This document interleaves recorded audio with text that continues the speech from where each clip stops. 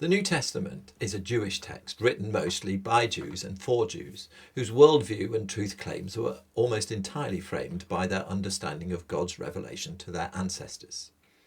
It was written at a time when there were many conflicting worldviews, all claiming to be truth, and most willing to disregard or, in the extreme, dehumanize those who believed something different.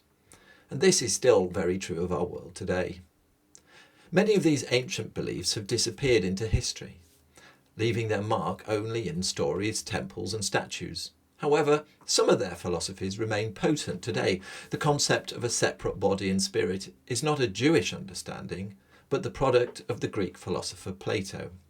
The parent who declares, "I just want them to be happy," and the atheist who thinks that after death there is nothing, quote ancient Epicurean philosophers, and we still call those who smile in the face of adversity while accepting what life brings Stoic.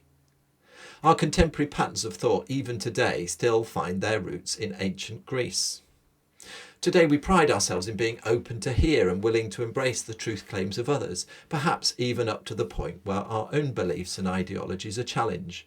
Yet today's relativism asks us to bend the bounds of our experienced reality in a desire to appear accepting of the other's ideas, even when the claims made are irreconcilable or mutually exclusive.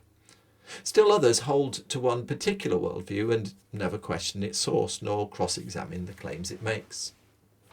This is exactly how it was for the New Testament writers. There were frameworks of understanding that all those in certain communities would have understood. There were points of conflict when ideas from one community were shared with another. Paul himself had to defend his Jewish-rooted truth claims in front of a panel of Epicurean and Stoic community leaders. Jesus' disciples and the community of believers they gathered around them were all Jewish. And yet it wasn't long before people of other nations and cultures became followers of Jesus too. And they all had different ethnic identities. And their cultural norms and worldviews were not Jewish. And so these early writers began to wrestle with their understanding of what it meant to be Jewish, and also what it meant to be a follower of Jesus.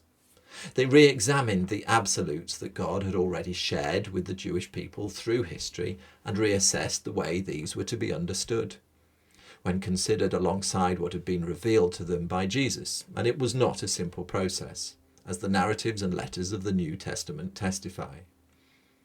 The New Testament writers all quoted scripture to explain how the situations they observed and were caught up in had been alluded to or prophesied about by their Jewish ancestors many years before. The scripture they quoted and studied were the writings of the Jewish people, the books of the Jewish law or Torah, the historic writings, the words of the prophets, and other writings too. It's amazing that even today the majority of these same scriptures are still available to us in what we call the Old Testament of the Bible. As a collection of writings written in ancient Greek and translated now into almost every language on the planet, it is remarkable how much of the New Testament can be understood just by reading it through. And I would encourage you to do just this.